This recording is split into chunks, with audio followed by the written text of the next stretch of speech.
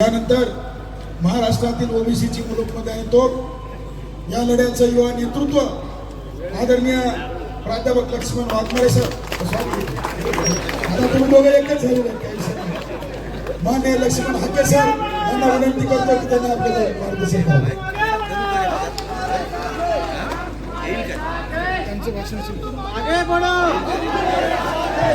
धन्यवाद.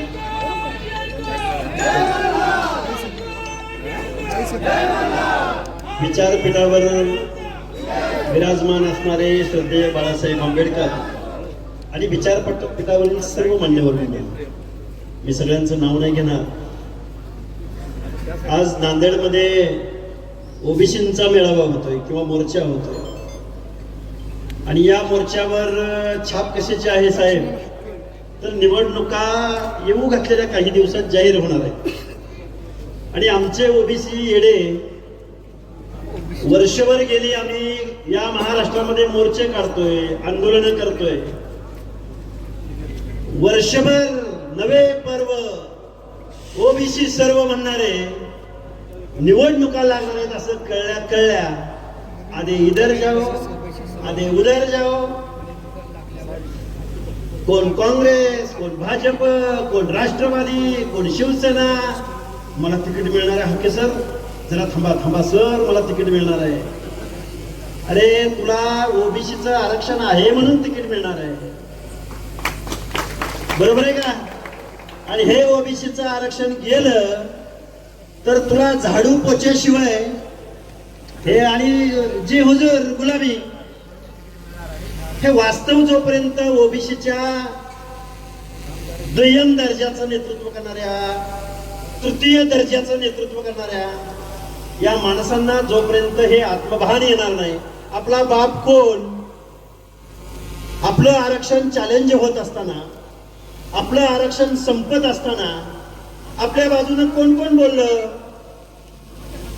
हे जर यांना कळणार नसेल तर मला वाटतंय जास्त काही उपयोग होणार नाही.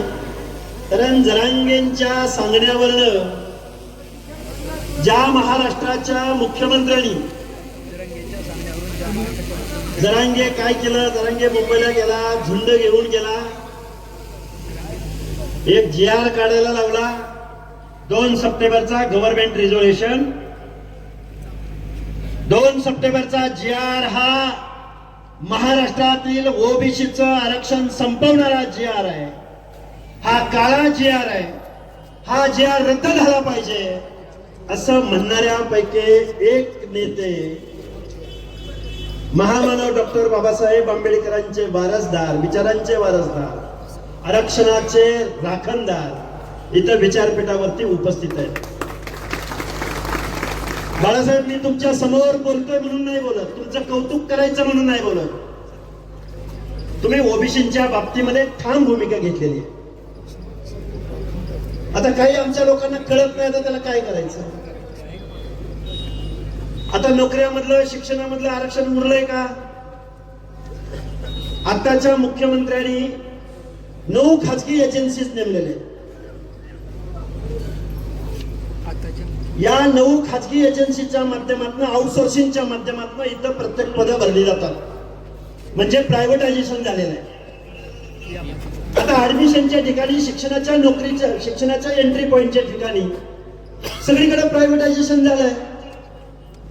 आता उरलं काय, तर लोकल बॉडीज मधलं ओबीसीचं आरक्षण. लोकल बॉडी म्हणजे काय? पंचायत राज. पंचायत राज म्हणजे काय, तर गावच्या सरपंच पदापासून हे एखाद्या नगराच्या महापौर पदापर्यंत, नगराध्यक्ष, नगरसेवक, जिल्हा परिषद सदस्य, पंचायती सदस्य, सरपंच. आमच्या जरांगे पाटलांना गरजवंत मराठ्यांचं काहीही पडलेलं नाही. आमची पोरं गरीब झाली, आम्ही रस्त्यावर आलो, आमचं तुकडीकरण झालं, आम्ही 40 एकरावरनं 2 एकरावर आलो आणि आम्ही गरजवंताचा लढा लढतोय असं म्हणणारे जरांगे ज्या दिवशी आम्हाला ओबीसी मधूनच आरक्षण पाहिजे असं म्हणाले, त्या दिवशी सगळ्यात पहिल्यांदा पुढे कोण आलं, तर ते श्रद्धेय बाळासाहेब आंबेडकर आले. आणि साहेब, मी तुमचा चाहता आहे. जगामधल्या 119 देशामध्ये आरक्षणाची पॉलिसी आहे. मग वेगवेगळ्या देशामध्ये वेगवेगळी कारण आहे. जपान मधलं कारण वेगळं आहे, अमेरिकेमधलं कारण वेगळं आहे, आफ्रिकन कंट्रीज मधलं आरक्षणाचं कारण वेगळं आहे. पण महामानव डॉक्टर बाबासाहेब आंबेडकरांनी भारतवर्षामध्ये जे रिझर्वेशन तुम्हाला दिलं, इथलं सामाजिक उतरंड आहे. जातीमध्ये जातीवरून, त्यांच्या व्यवसायावरून इथं सामाजिक दुजाभाव केला गेला, सोशल डिस्क्रिमिनेशन केलं गेलं.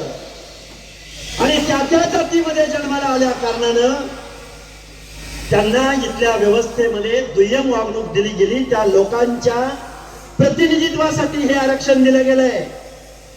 आरक्षण म्हणजे गरिबी हटाव नाही, आरक्षण म्हणजे शिक्षण आणि नोकऱ्या नाही, आरक्षण म्हणजे कोणतरी कर्मानं गरीब झालाय, कर्तृत्वानं गरीब झालाय आणि त्याच्या घरामध्ये आता चूल पेटत नाही म्हणून त्याला कुणीतरी आरक्षण द्या असं जर कोण म्हणत असेल तर ते संविधान विरोधी आहे, ते कायदा विरोधी आहे, ते रिझर्वेशन विरोधी आहे.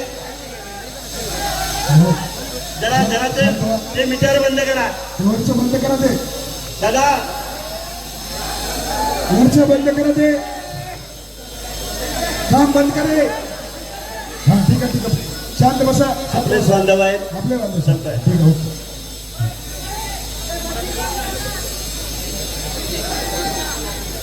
अरे आवाज बंद करो, आवाज बंद करो. बंद कर मग. शांत बसा, शांत बसा. जात आहे पोलीस प्रशासन जात आहे, तुम्ही शांत बसा सगळे. बंधूंनो, ओबीसी रिझर्वेशन हे बाबा हे महामानव डॉक्टर बाबासाहेब आंबेडकरांनी या गावावाल्यातल्या इथल्या समाज व्यवस्थेमधल्या हर एक माणसाला या माझ्या लोकशाहीमध्ये, या माझ्या भारत देशामध्ये, या भारताचा एक सन्मान्य नागरिक म्हणून, या लोकशाहीमधला मीही एक जबाबदार नागरिक आहे म्हणून त्याच्या मनामध्ये विन विन सिच्युएशन निर्माण झाली पाहिजे. अशा पद्धतीचं प्रतिनिधित्व या भारतवर्षामधल्या हर एक माणसाला मिळालं पाहिजे. म्हणून शेड्यूल कास्टचं रिझर्वेशन आलं, शेड्यूल ट्राईबचं रिझर्वेशन आलं, ओबीसीचं रिझर्वेशन मिळालं पाहिजे. अशा पद्धतीचं 340व्या कलमामध्ये डॉक्टर बाबासाहेब आंबेडकरांनी या ओबीसीच्या आरक्षणासंदर्भात सूतोवाच केलं. पण तेव्हाच्या आपल्या नेत्यांनी 340वा कलम इम्प्लिमेंट करायला, 340व्या कलमान्वये या देशभरामधल्या ओबीसींचं परीक्षण करायला, त्यांना रिझर्वेशन द्यायला नकार दिला. म्हणून डॉक्टर बाबासाहेब आंबेडकरांनी आपला कायदेमंत्री पदाचा राजीनामा देत असताना अनेक कारणं होती. त्यामध्ये महिलांसंदर्भातले कायदे होते, हिंदू कोड बिला संदर्भात किंवा ओबीसीच्या संदर्भातल्या 340व्या कलमासंदर्भात महामानव डॉक्टर बाबासाहेब आंबेडकरांनी आपल्या कायदेमंत्री पदाचा राजीनामा दिला. बंधूंनो, तुम्हाला इतिहास समजला पाहिजे म्हणून काही गोष्टी मी तुमच्या समोर सांगण्याचा प्रयत्न करतोय. आज रोजी महाराष्ट्राच्या मुख्यमंत्र्यांनी आमचा डीएनए ओबीसीचा आहे असं म्हणत जरांगे पाटील आंतरवली सराटीहून मुंबईला निघाले. पहिल्या आणि दुसऱ्याच दिवशी माननीय मुख्यमंत्री महोदय बोलले, साहेब मुख्यमंत्री महोदय बोलले की आम्ही जरांगेंना जे द्यायचं ते दिलंय, आम्ही मराठा समाजाला एससीबीसीचं आरक्षण दिलंय, आम्ही सवर्णांना ईडब्ल्यूएस इकॉनॉमिकल विकर सेक्शन मध्ये आरक्षण दिलंय. त्यामुळे हे का मोर्चा घेऊन येत आहेत ते मला काही कळलं नाही असं मनोज जरांगे मुंबईला निघाले त्यावेळी महाराष्ट्राचे मुख्यमंत्री महोदय बोलले. आणि ज्या दिवशी माननीय न्यायालयाचा निर्णय आला की जरांगेंचं आंदोलन उठवा, त्या दिवशी कारखानदारांचे नेते राधाकृष्ण विखे पाटील यांच्या अध्यक्षतेखालील उपसमिती, त्या उपसमितीनं डायरेक्ट जीआरच घेऊन त्यांच्याकडे आले. आणि जीआर काय आणला? 2 सप्टेंबरचा जीआर, गव्हर्नमेंट रिझोल्युशन. काय जीआर होता की एका ऍफिडेव्हिटद्वारे जर कुणाची वंशावळ सापडत नसेल, तर एका ऍफिडेव्हिटद्वारे गावातील, नातेसंबंधातील आणि कुळातील परत एकदा ध्यान देऊन ऐका. हा जी आर काय काढला तर गावातील नातेसंबंधातील आणि कुळातील जर एखाद्या व्यक्तीकडे जर कॅबऱ्याचं सर्टिफिकेट असेल आणि त्या व्यक्तीनं जर तसं ऍफिडेव्हिट दिलं तर त्याला दाखला मिळवून द्या. आणि साहेब त्या जी आर मध्ये, त्या जी आरच्या प्रस्तावनेमध्ये 2 पानाची प्रस्तावना, एवढी सुमार दर्जाची प्रस्तावना, त्या प्रस्तावनेमध्ये शेवटचं वाक्य असं बोलले की मराठा समाजाला जात प्रमाणपत्र मिळण्याच्या प्रक्रियेत सुलभता प्राप्त व्हावी म्हणून आम्ही हा गव्हर्नमेंट रिझोल्युशन पारित करत आहोत. कुणाला? मराठा समाजाला. साहेब, मराठा समाजाचं सामाजिक मागासलेपण सर्वोच्च न्यायालयानं नाकारलंय. मराठा समाजाचं सामाजिक मागासलेपण सेंट्रल बॅकवर्ड कमिशनने नाकारलं. मराठा समाजाचं सामाजिक मागासलेपण स्टेट बॅकवर्ड कमिशनच्या 4 कमिशनने नाकारलं. आणि मराठा समाज आणि कुणबी हे एकच आहेत असं म्हणणं किंवा मराठा समाजाला सामाजिक मागास समजणं म्हणजे मूर्खपणा होय. अशा पद्धतीचा जजमेंट तत्कालीन औरंगाबाद खंडपीठाचे न्यायमूर्ती जस्टिस मार्ला पल्लेनी आपल्या जजमेंट मध्ये दिलेलं आहे. म्हणजे मराठा समाजाला ओबीसीचं आरक्षण किंवा ओबीसीच्या यादीमधलं इन्क्लुजन इथल्या न्याय व्यवस्थेला मान्य नाही, इथल्या आयोगांना मान्य नाही. मग आता करायचं काय? तर मराठा समाजालाच कुणबी समजण्यात यावं. पुढच्या दरवाज्यानं एंट्री मिळत नाही तर मागच्या दरवाज्यानं ते पण रीतीने नाही, मागच्या दरवाज्यानं भगदाड पाडून ओबीसी मध्ये गेल्या कित्येक वर्षामध्ये ज्यावेळी या महाराष्ट्राचे मुख्यमंत्री सुशील कुमार शिंदे साहेब होते, 2004 सालचा एक जी आर होता, बरोबर आहे का लिंगे साहेब, बरोबर आहे का? 2004 साली एक जी आर काढण्यात आला. मराठा कुणबी आणि कुणबी मराठा. कुणबी या शब्दाला मराठा हा शब्द त्याच वेळी जोडला गेला आणि त्याच दिवशी ओबीसीचं आरक्षण या महाराष्ट्रामधलं संपुष्टात आलं. त्या दिवसापासून माझ्या मराठा बांधवांचे, राज्यकर्त्यांचे या ओबीसी आरक्षणामध्ये अनधिकृत ताबे मारण्याचं काम चालू होतं. लाखो सर्टिफिकेट माझ्या पुणे महानगरपालिकेमध्ये, संभाजीनगर महापालिकेमध्ये, जालना महानगरपालिकेमध्ये, सांगली असो, कोल्हापूर असो, ओबीसीच्या आरक्षणामध्ये बेकायदा घुसखोरी झाली. त्याच दिवशी ओबीसीचं आरक्षण संपलं आणि जरांगे पाटलाच्या या मागणीद्वारे उरलं सुरलं. अरे कसा ओबीसी बांधव शासनकर्ती जमात असलेल्या माझ्या मराठा बांधवाच्या स्पर्धेमध्ये माझा ओबीसी बांधव कसा टिकेल? टिकू शकतो? गाव गड्यातला माळी, साळी, कोळी, तेली, हटकार, धनगर, सनगर, वंजारी, लोणारी, परीट, गुरव, गडशी, नाभिक, सुतार, लोहार, कुंभार, बेरड, बेडर, रामोशी, बेलदार, वडार, माझ्या नांदेड जिल्ह्यामधल्या अनेक डोंगर रांगामध्ये राहणारा माझा गोल्हेवार समाज. अरे काही बांधव म्हणतात माळ्यातून आमच्यात काय फरक आहे? साहेब, एका चॅनलला डिस्कशन करत होतो. वीरेंद्र पवार नावाचा तो मुंबईमध्ये मोर्चाचं नियोजन करणारा माणूस आम्हाला बोलला की धनगर समाज सुद्धा म्हणला राज्यकर्ता होता, क्षत्रिय होता, आणि मग धनगर समाज क्षत्रिय तर तो ओबीसी मध्ये कसा? आणि मग धनगर ओबीसी मध्ये तर मग आम्ही का ओबीसी मध्ये नाही? अरे मग याचं सगळ्यांचं परीक्षण झालं पाहिजे ना. अरे याच्या सगळ्याचा अभ्यास झाला पाहिजे ना. आरक्षणाचं बेसिक तत्व हे प्रतिनिधित्व आहे. ज्या ज्या समूहांना प्रतिनिधित्व भेटलं नाही, बलुत्या अलुत्या मधल्या माणसाला, तारू नारू मधल्या माणसाला, दीन दलिताला, आदिवासीला शिक्षण आणि नोकऱ्यामध्ये प्रतिनिधित्व भेटलं नाही. काय इंग्लिश शब्द आहे? एडिक्विट रिप्रेझेंटेशन, पर्याप्त प्रतिनिधित्व. ऍटलिस्ट त्या समूहाचा एक तरी प्रतिनिधी कायद्याच्या सभागृहामध्ये गेला पाहिजे.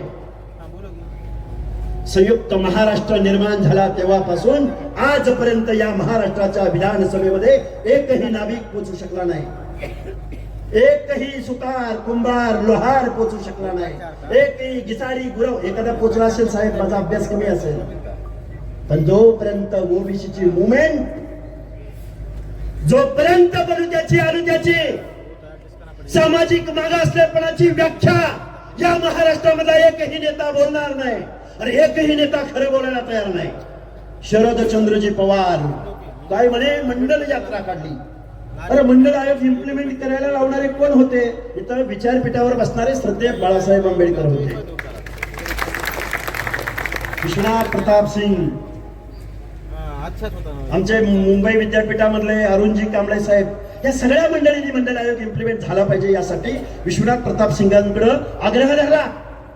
आणि योगायोगाने महाराष्ट्राचे मुख्यमंत्री त्यावेळी कोण होते? शरदचंद्रजी पवार साहेब होते. मग काय मंडळ आयोग फक्त महाराष्ट्रात लागू झाला का? तर देशभरामध्ये लागू झाला ना. आणि तुम्ही मंडळ यात्रा काढताय आणि आम्ही ओबीसीचं आरक्षण दिलं म्हणून तुम्ही श्रेय घेता. काय आहे मंडळ आयोग? मंडळ आयोग म्हणजे ओबीसीचं प्रतिनिधित्व, ओबीसींना सामाजिक न्याय देणं, आर्थिक न्याय नव्हे, गरिबी हटाव नव्हे. आणि मग त्यांना मिळतंय तर आम्हाला का नाही? अरे याचा अभ्यास करा ना. एखाद्या समाजानं जर एखादं आरक्षण मागितलं तर त्याचा अर्ज करण्याची अर्ज कुणाकडे केला जातो? ओबीसीचं आरक्षण पाहिजे असेल तर राज्य मागासवर्ग आयोगाकडे केला जातो. एससीचं आरक्षण पाहिजे असेल तर शेड्यूल कास्टच्या आयोगाकडे तो अर्ज केला जातो. ट्रायबल आयोगाकडे तो अर्ज केला जातो.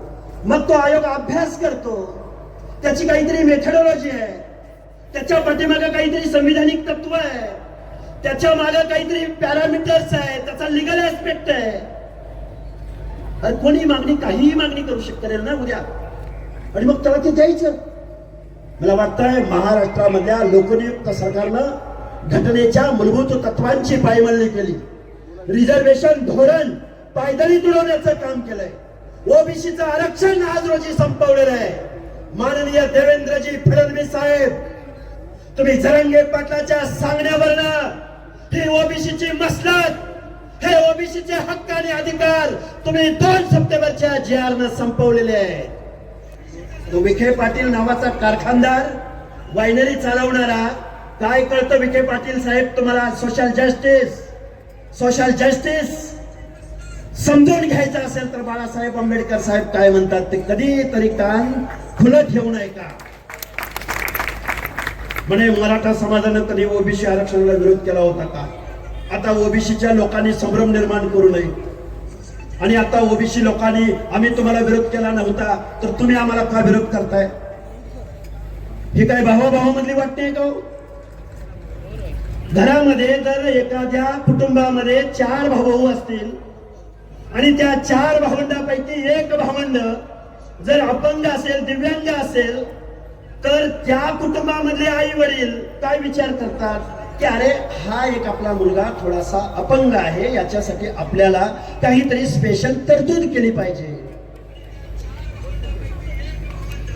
देशाचं संविधान, देशामध्ये लोकशाही लागू होत असताना महामानव डॉक्टर बाबासाहेब आंबेडकरांनी डोंगराच्या कुशीला राहणारा भटका, गावगाड्यामध्ये छूत अछूतपणा ज्याच्या बाबतीमध्ये पाळला गेला, गावगाड्यामध्ये ज्यांना जल जंगल जमीन डोंगराच्या कुशीला एखाद्या पर्वताच्या माचीवरती जो आदिवासी बांधव कातकरी भिल्ल राहतो, त्या माणसांना सुद्धा या निर्णय प्रक्रियेमध्ये आणता आलं पाहिजे म्हणून रिझर्वेशन पॉलिसी राबवली. आता जरांगे पाटील म्हणतात तुम्ही कधी इम्पेरिकल डेटा महाराष्ट्रामध्ये कलेक्ट होत नाही, सोशो इकॉनॉमिकल सर्वे होत नाही. अरे महाराष्ट्रामध्ये ओबीसीचं आरक्षण चॅलेंज झालं. इम्पेरिकल डेटा कलेक्ट झाल्याशिवाय रिझर्वेशन पॉलिसी ओबीसीची पंचायत राज मधलं रिझर्वेशन अलॉट करू नका म्हणून सुप्रीम कोर्टानं सांगितलं. महाराष्ट्राच्या पाठीमागणं बिहारमध्ये सोशो इकॉनॉमिकल सर्वे झाला, छत्तीसगडमध्ये झाला, तेलंगणामध्ये झाला, कर्नाटकामध्ये झाला. पण पुरोगामी पुरोगामी पुरोगामी महाराष्ट्र, फुले शाहू आंबेडकरांचा पुरोगामी महाराष्ट्र, ज्या महाराष्ट्रामध्ये फुले शाहू आंबेडकरांनी जन्म घेतला, ज्या फुले शाहू आंबेडकरांच्या समतेच्या विचारानं, मानवतेच्या विचारानं, बंधुतेच्या विचारानं या देशाला दिशा दिली, त्या महाराष्ट्रामधलं लोकनियुक्त सरकार मात्र इम्पेरिकल डेटा कलेक्ट करायला तयार नाही. राज्य मागासवर्ग आयोगाचं म्हणणं ऐकायला तयार नाही. सुप्रीम कोर्टाचं 650 पानाचं जजमेंट ऐकायला तयार नाही, बेकायदा GR काढायला तयार या महाराष्ट्राच्या मुख्यमंत्र्यांनी हा GR काढला आणि ओबीसीची मसलत आज रोजी बुडवलेली आहे. आता आम्ही नांदेडमध्ये आलोय. साहेब, बोलायचं म्हणलं तर खूप काही बोलू शकतो. राजकारणावर बोलायचं, शिक्षणावर बोलायचं. काल परवा डॉक्टर संपदा मुंडेंची हत्या झाली. काल मी त्यांच्या आई वडिलांना भेटायला गेलो. त्या केज तालुक्यामध्ये किल्ले धारूरच्या एका डोंगराच्या कुशीला असणाऱ्या ऊसतोड मजुरीचं काम करणाऱ्या आई बापाच्या पोटी डॉक्टर संपदा जन्माला आली. MBBS doctor. तिचं ते शिक्षण घेत असताना तिला काय हर्डल्स पार करावे लागले असतील, काय परिस्थितीला सामोरं जावं लागलं असेल. तिची आत्महत्या झाली. आत्महत्या झाली का आत्महत्या केली? अहो मुख्यमंत्री महोदय, या महाराष्ट्रामधला पालक चिंतेत आहे. अरे माझ्या पोरीला शिक्षण द्यायचं का नाही द्यायचं, माझ्या पोरीला वसतिगृहात ठेवायचं का नाही ठेवायचं. जर संपदा मुंडेचा जर बळी जात असेल तर माझ्या लेकीचं काय? महाराष्ट्रातल्या पालकांच्या मनामध्ये चिंता आहे. त्याच वेळी महाराष्ट्राचे मुख्यमंत्री त्याच फिल्टरमध्ये येतात आणि आपल्या कार्यकर्त्याला क्लीन चिट देतात. मुख्यमंत्री महोदय, अहो राजकारण करा, तुम्ही जरूर करा राजकारण. तुम्ही न्यायमूर्ती कधीपासून बनलात? महिला आयोगाच्या अध्यक्षा रुपाली चाकणकर. अरे महिला आयोगाच्या अध्यक्षा म्हणजे न्यायिक पोस्ट आहे, न्यायिक. क्वासाई ज्युडिशरीचा त्या स्वरूप आहे त्या पदाला. तुम्ही आला आणि तुम्ही त्या संपदा मुंडेच्या चारित्र्यावरती संशय उपलब्ध होईल अशा पद्धतीचं बोलला. रुपाली ताई, तुम्ही त्या संपदाच्या आई वडिलांना भेटला का? नाही. मला वाटतंय या महाराष्ट्रामध्ये कायदा सुव्यवस्था, संविधान, आरक्षण, नुसतं राजकारण चालू आहे, राजकारण. आणि फडणवीस साहेब, आमचा ओबीसी DNA म्हणून चालणार नाही. फडणवीस साहेब, अरे या ओबीसीने तुम्हाला सत्तेत बसवलंय. तुमच्याकडे अनेक रिसर्च करणाऱ्या संस्था आहेत. फडणवीस साहेब, तुम्ही कारखानदारांचे नेते कधी बनला? हे कधीच होऊन गेलं. अरे लढायला आम्ही आणि सत्तेमध्ये बसायला अजितदादा पवार, विखे पाटील, कुठले कोण भोसले. अरे भाजपची काँग्रेस झाली का भाजपची राष्ट्रवादी झाली का राष्ट्रवादीची भाजप झाली हे कळायला मार्ग नाही. आणि न्यायाच्या लढाईला आम्ही म्हणजे कोण तर बाळासाहेब. आरक्षणाचा विषय आला बाळासाहेब, आता कसं होईल? आरक्षणाचा विषय आला, आता कसं करायचं? आरक्षणाचा मोर्चा कुणी काढावा? त्यांनी काढावा. आणि लाभाचं दनी आता ओबीसी बांधवांना माझं सांगणं आहे, 1-2 मिनिटांमध्ये मी खूप पाऊस येण्याची शक्यता आहे.